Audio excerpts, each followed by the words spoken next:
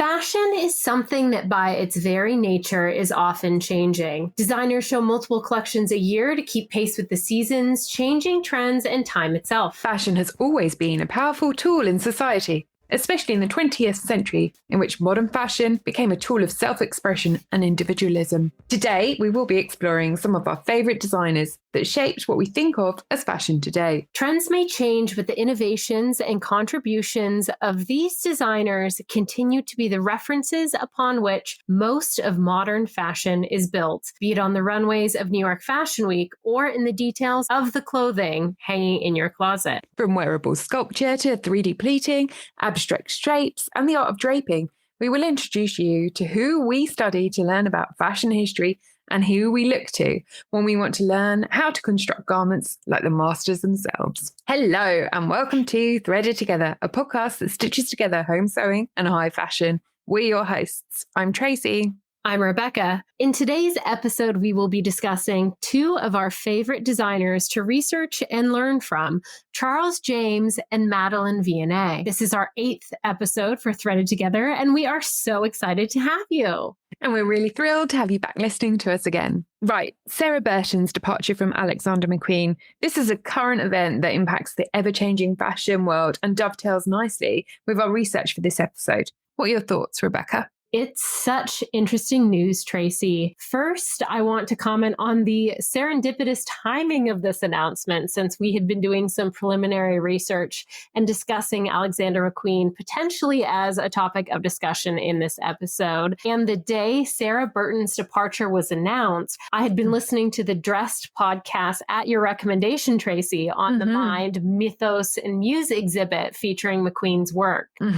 What makes this discussion so interesting is that the McQueen brand is one of the only two late 20th, 21st century designers to have their own label become a brand that lives on past their death, the other being Vivienne Westwood. Okay, so the Mind, Mythos, and Muse collection positioned McQueen's work as fine art, showing both the references to historical movements and fashion, juxtaposed against works from the museum collection that cover similar topics. When Sarah Burton took over McQueen, her references and inspiration became McQueen's historical work itself, as one would expect, carrying through lines to previous collections and inspiration. Now, Tracy, one of the first things you and I did when we launched this podcast was visit the Alexander McQueen exhibit on Bond Street at the top of their shop there that shows the most extraordinary examples of how Burton not only referenced Lee McQueen's work, but deeply understood his ideas and helped translate them in different ways and evolve them over time. However,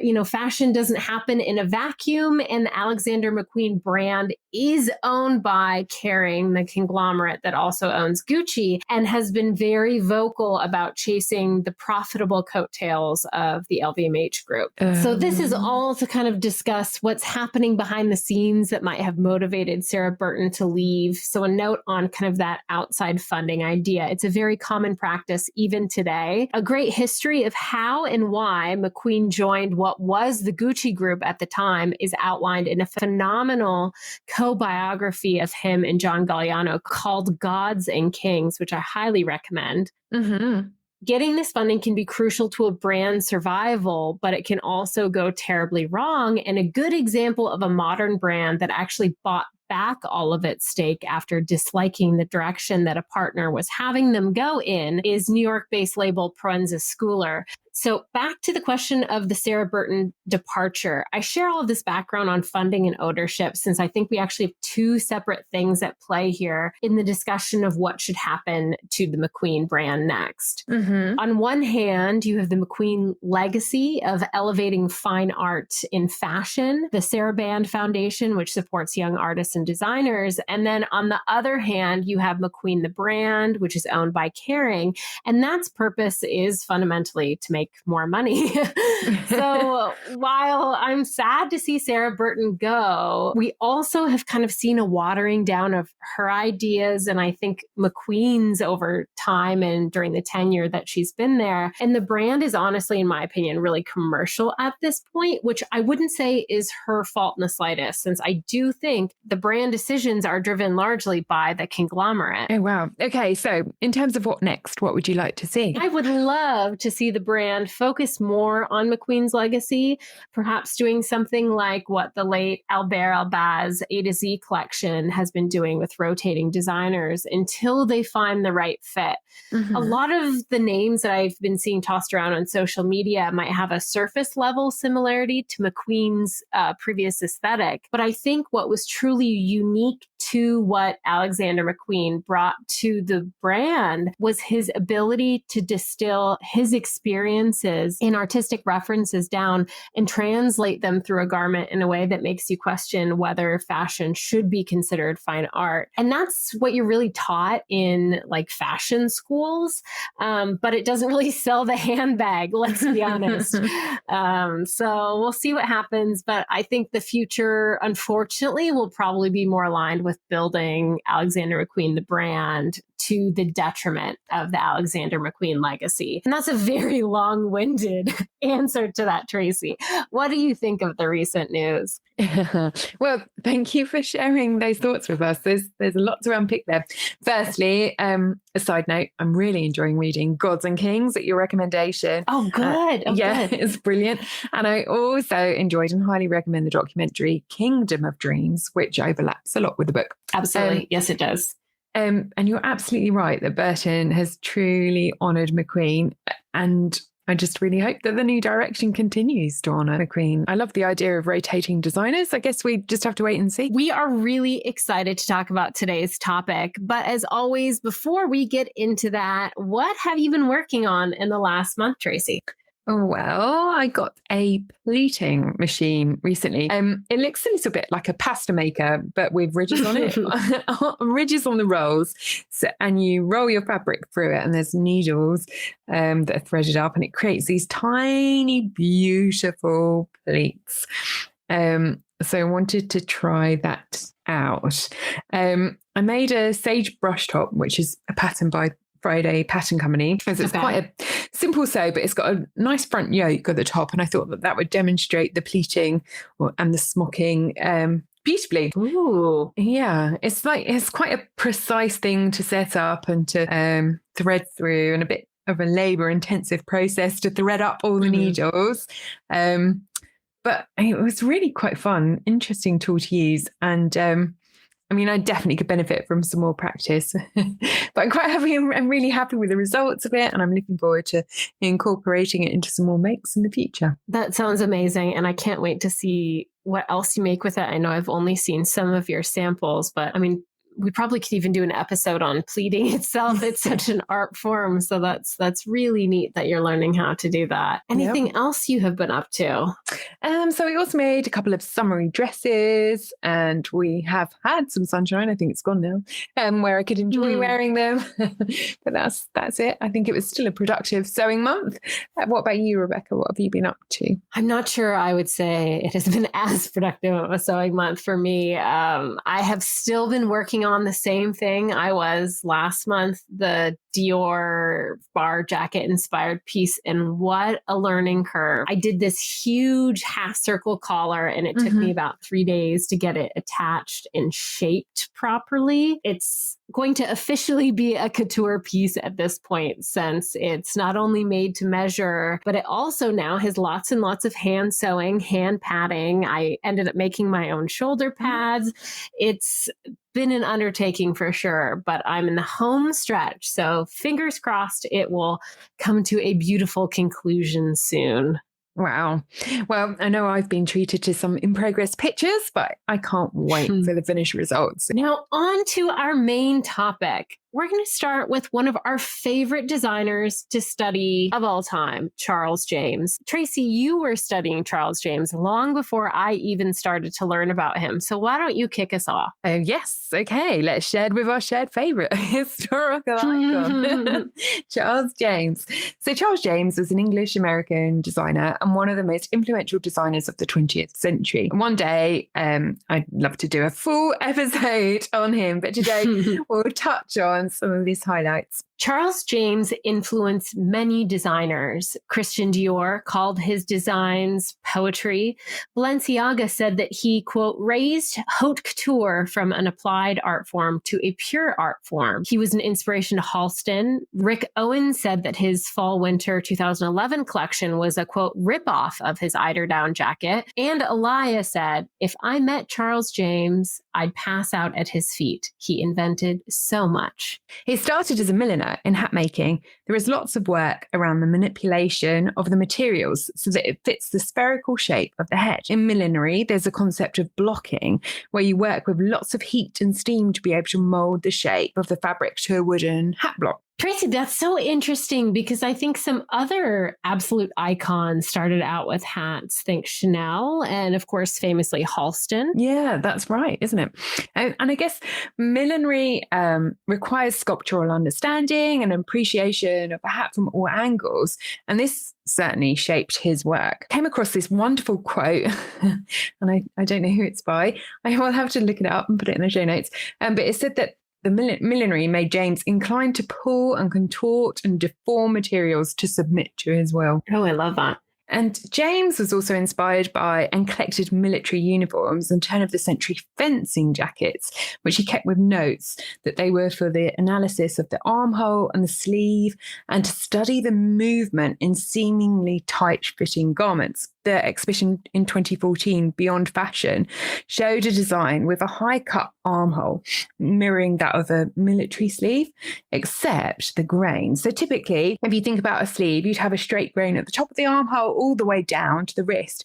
But in James's version, the straight grain originated at a 2 o'clock point of the armhole, so more in line with the natural angle of the arm as you have it at rest.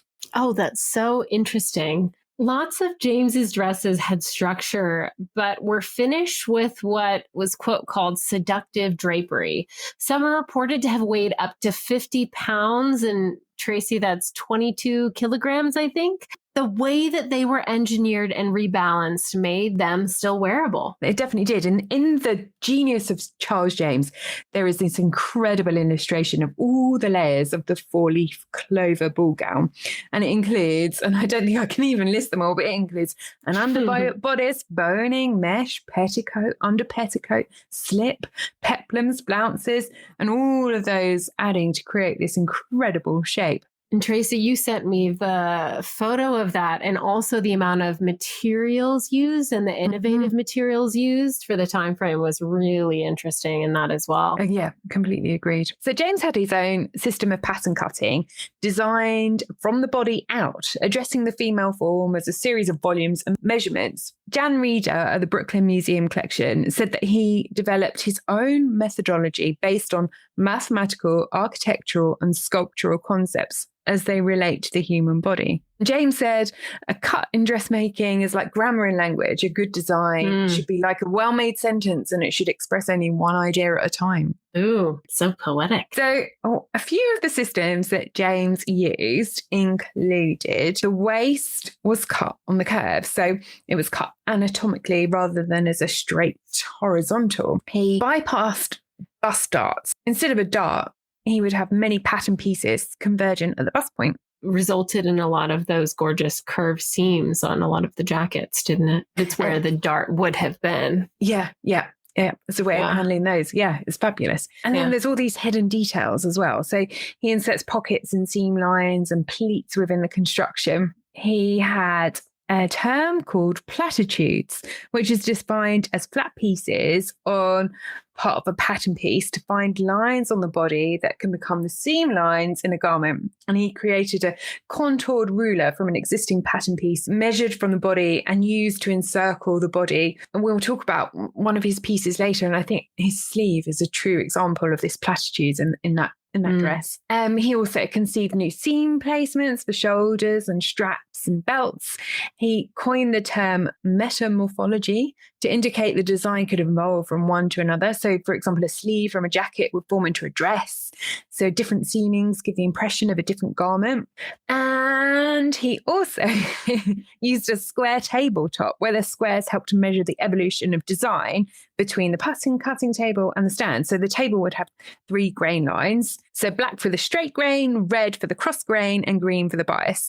And this easily allowed the grid to be transferred to muslins. And if you see images of some of his work, you can see the same markings on the muslins as well. So there's this beautiful green dress in the V&A, which I am completely obsessed by. I can't visit the V&A without stopping by this dress. It's a Charles James dress from 1938-39. And the more you look at it, the more you see. It's in this gorgeous silk printed fabric with masks on it. It's in this incredible shape where the sleeves on the dress spiral under the arm and then over the shoulder. And when I say I'm obsessed by this dress, it's no understatement. I think it's the sole driver for me taking up pattern cutting so that I could one day recreate this dress. The vintage-inspired fabric shop Till the Sun Goes Down at one point had a viscose crepe fabric called Ruffles and Stars, inspired by the fabric in that dress. And I have a few meters of it in my stash ready for when I've got, the pattern perfected. Amazing. So yes, one day. The V&A has got some incredible close-up photos of the dress. And honestly, the V&A website is an incredible resource for all of their collection. As you can see, images of some of the Charles James they have in their collection that are not currently displayed. I mean, I'd love a whole exhibition on Charles James. Can you imagine? Oh my gosh, yes. But I think that the Met Museum had one in 2014, which was the basis of the book we referenced earlier, Charles James Beyond Fashion. And I think that the Brooklyn Museum had one in 1982 with the book The Genius of Charles James. What a dream. Now, Tracy, what motivated you to become a Charles James devotee was the sheer beauty of his dresses, but what made me absolutely fall in love was his sculptural outerwear, particularly the eider-down jacket. Made of white silk, the eider-down jacket was a curvaceous puffer jacket that was designed before the Second World War. It was such a stunning piece of work that the famous surrealist Salvador Dali declared it was the first wearable sculpture. Despite being made in 1936, it really didn't gain any international acclaim as a triumph of invention until decades later after its creation. It resurfaced in the 1970s in the era of Halston and the rise of the puffer jacket. We will include photos in the show notes on our website, threadedtogetherpodcast.com. But if you have never seen the eider-down jacket before, I strongly encourage you to take a look at it. If you're anything like me, you will think it's one of the most modern, beautiful things that you have ever seen. And it's absolutely mind-blowing to think that this was created almost a century ago. Now, quoting Charles James himself from the book Charles James, The Couture Secrets of Shape, which is one of my personal favorite Charles James books, he had said, quote, "I undertook the execution of a design which was to represent both the technical challenge and dumb fantasy, having, as I thought at the time, absolutely no importance to the fashion industry. The design, a white quilted evening jacket, at the time was supposed to substitute for the already commonplace short, bulky fur jacket, which was typical of and launched a few years earlier by Elsa Schiaparelli, and was worked much in the same way that eider-down bed quilts are worked." Oh, that's interesting. And to think that was the first puffer jacket. Now, as Tracy, as you said earlier, this monument of design not only inspired famous designers that followed directly after James, it is still referenced by current designers such as Rick Owens, who credits James with heavily influencing his work. It's a personal goal of mine, similar to your dress, Tracy, to recreate the eider-down jacket at some point. And when I was rereading The Couture Secrets of Shape, which is the best documentation of specifically the eider-down jacket that exists anywhere else, and we've done a lot of research, I was struck by a paragraph written by James I hadn't noticed earlier. He said, quote, "The sleeve is cut in one with the front panel of the jacket. This cut is referred to vaguely and incorrectly as the semi-kimono cut, and it necessitates the insertion of a shaped gusset at the bottom edge of the armhole."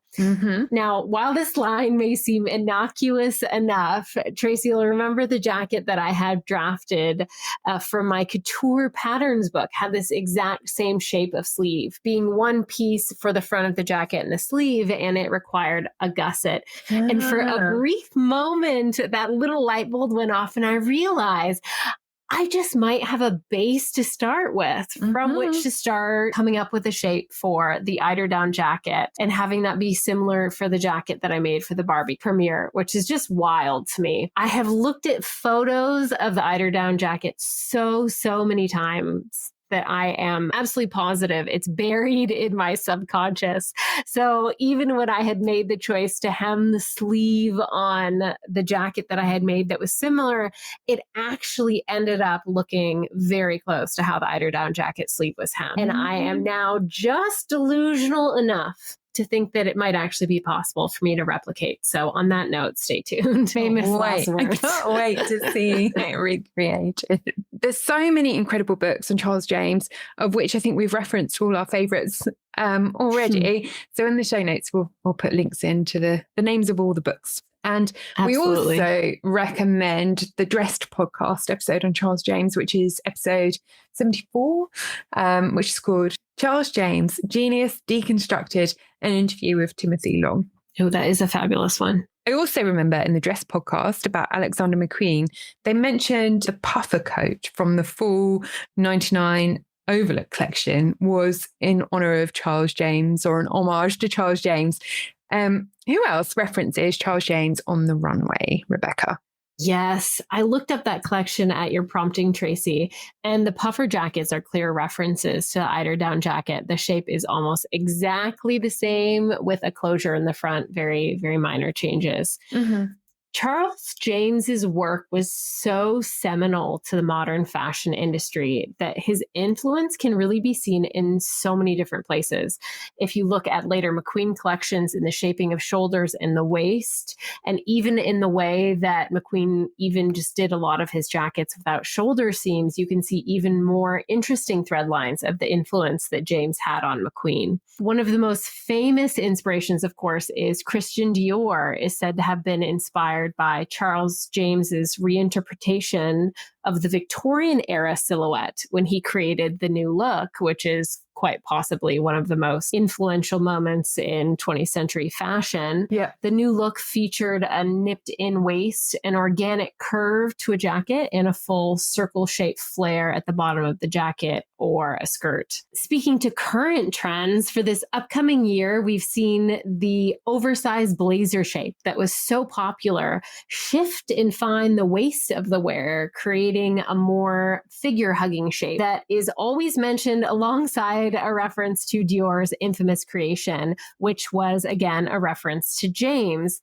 So you can see how the influence of Charles James through different designers over time is pretty pervasive. Earlier, we also mentioned the specific influence of the eiderdown jacket on Rick Owens, but not only was that influence shown in the mid 2010s, it also recently reappeared in his fall 2023 collection with a series of jackets that explored very obvious referential silhouettes to the famous James creations, a little bit out of proportion and oversized. And I'll definitely include some links in the show notes. You will absolutely see how those are very clear references. Now, Tracy, when we first began discussing this episode, I was thinking of which designer silhouettes and shapes reminded me of Charles James, and Thierry Mugler kept popping into my mind. So I did a quick little Google search, and there wasn't much, but just an interview with the designer, and he explained that Charles James was a major reference without going into too much detail. But I was looking through the Kyoto Costume Institute's fashion history book, and there was a stellar 2-page spread on Mugler's curved shoulder jacket series, one of which being the very famous rainbow colored jacket. Mm-hmm. And while the book cites the jackets just saying they're typical of the quote, like 80 sharp downward triangular silhouette, if you actually look at the seaming of the jackets, the curved single piece of the front of the jacket into the sleeve, you see perhaps some of the clearest modern direct references to James's innovation of the arc sleeve, as well as the organic curve shaping of the jackets that James created. We chose Charles James for this episode because we love to study his work, but we are very much in good company with most modern designers and anyone who loves fashion and fashion history. And Charles James is a hard act to follow, but the other designer that we are covering today is Madeleine Vionnet. Yes, Madeleine Vionnet, who is famous for transforming the use of the bias cut, extending it to the dress as a whole. The dresses she created are these beautiful, free-flowing garments that completely flatter the body, known as the queen of the bias cut and the architect among dressmakers, the inventor of a cut with a slash or a triangle insertion, the halter neck and the cowl neckline, as well as the founder of technique of designing through drape rather than by sketch. Wow, influential indeed. A quick insertion for anyone who's unfamiliar of what a bias cut is. It's rather than having a garment's fabric hang vertically or horizontally, you hang it on the body at a 45-degree angle, or also known as the bias, which takes advantage of the part of the fabric that gives the most stretch, which allows the fabric to better accommodate the natural curves of the body in a more elegant way. Yeah, and the result of a bias cut is so spectacular. Vionnet inspired so many and is often considered one of the most influential female designers of the 20th century. Balenciaga named her as his master. Christian Dior said that with her, the art of couture was never taken further or higher. Azadine Elia, Issey Miyake, and Vivienne Westwood, as well as Yohji Yamamoto, all paid homage to her through their work. Vionnet was on a continued search for cohesion between the body and the dress, favouring the natural body as the guiding motif in any design. She truly treated the body as a subject. She liked to say, when a woman smiles, her dress should smile with her. She took her inspiration from early civilizations like the Greek antiquities, where you can see the principle of draping material on the body and leaving it free to move and glorify natural curves. And let me tell you, when I read this, I gasped because I love the study of ancient Greece. And if you think about the female sculptures from, I don't know, the pediment of the Parthenon and the way the dresses drape beautifully on the females, you can totally see the link. So that makes both of our designers that we're covering today, Tracy, sculpture aficionados, which might lead us to believe that fashion is the new sculpture. What do you think? Perhaps. Vionnet invented new cutting techniques, which greatly contributed to the liberation of women's body from the corset. She felt it was important for women to be liberated from superfluous fancy and be able to dress without the aid of a maid. Vionnet liked to start from a simple, basic geometrical shape, like a square or a triangle or a circle, and then build a structure from that, using the natural anchoring point on the body, like the shoulders and the waistline, and play with the shape on the stand. The Kirk book on Vionnet breaks out the chapters, interestingly, by rectangles and quadrants and triangles, and shows different dresses that fall into those categories. I love that. It's so interesting to see them grouped. To quote the Vionnet in an article that we'll link, she was a master geometrician. Her bias cut garments may appear simple, but their cut and construction are in fact complex and always immaculately executed. So Vionnet worked with a wooden mannequin about 80 centimetres high, which is roughly the size of a half-scale mannequin. But this one had like a head and a face, so it looked a bit more like a doll, I guess. There's some pictures that you can find of her working with it. And this mannequin, she'd place it on a rotating piano stool. And so then she'd use half-size trowels to drape with. So obviously the beauty of working in that scale is that you can try out ideas. It's much easier to manipulate and handle the fabric on a smaller scale. And then once an idea had taken form, the pattern pieces would be sketched out and then scaled up to size. So obviously working on the bias is really fabric hungry. If you think about how much you get out of a bias when you're working on a standard width, you do hit trouble quite quickly. So Vionnet worked with fabric mills, specifically in Lyon, where she worked with, where they wove the cloth of an especially wide width for her bias cuts. So there's a few incredible books on Vionnet. Some of them are out of print and harder to track down. The first is a book by Betty Kirk, which is absolutely beautiful, but definitely not in print anymore. It's got over 400 photos and sketches and high-level pattern pieces for some of her designs.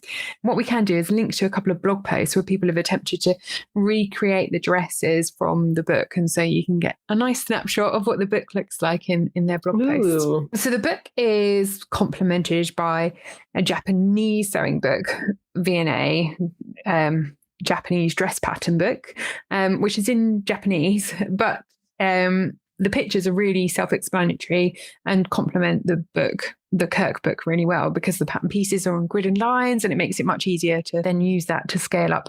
You can practice in a smaller form if you choose, or at full size if you fancy, just trying a few simple math calculations. Have you tried this in practice before, Tracy? Yes. So on a pattern cutting class, we were given this incredible exercise where we were given the Japanese pattern layout alone. And we had to work out what the garment would look like and how the pattern pieces went together.